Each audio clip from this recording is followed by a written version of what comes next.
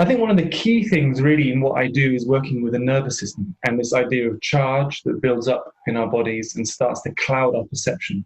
Now, you know, as a musician, one of the most important things is knowing what is happening as you're playing. And that's not only a physical thing, but also oral, right? If you don't perceive what's happening as you're playing, if you're not getting a really clear feedback, you have no idea how to improve the piece of music you're playing, right? Of course, this is part of clarity of vision. If you have a good clarity of vision of what you want, then you have something to match against as you're playing.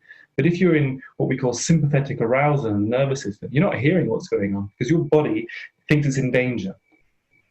So let me explain that a little bit more. As we grow up, especially in very early years, and actually even in utero, so while you're in the womb still, your nervous system is developing. Now with the QiGong, we look at it in the same way, but we're really thinking about this idea that we save all our reactions, our feelings of this is not how it should be, anger, sadness, frustration. We save that all in the body.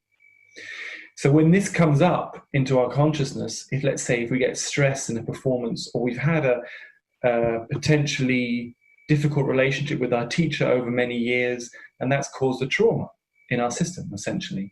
And that comes out when we feel under pressure, when we're on a concert platform, when this comes out and our nervous system gets aroused. So there are two parts of the nervous system. We have on one hand the sympathetic, which is the thing that gets us moving. That's when we want to move or we want to push against. That's when we get into disputes with people, or we could put it in internally, and that's not good enough. Self-criticism, again. You've all experienced that, right?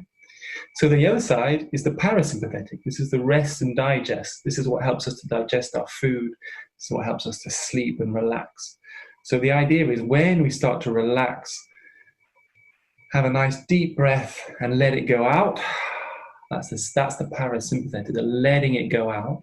When we can do that, then we have a better perception of what's happening. A lot of people are in sympathetic arousal the whole time when they're making music, which is the least creative space to be in. So with QiGong, we're really working on getting that charge out of our system. So the charge is the energetic result of all that reaction. And we get that out of our system with this, which is the beginning stage, really starting to reshape your nervous system. We're either taking in cues of danger or safety from our environment.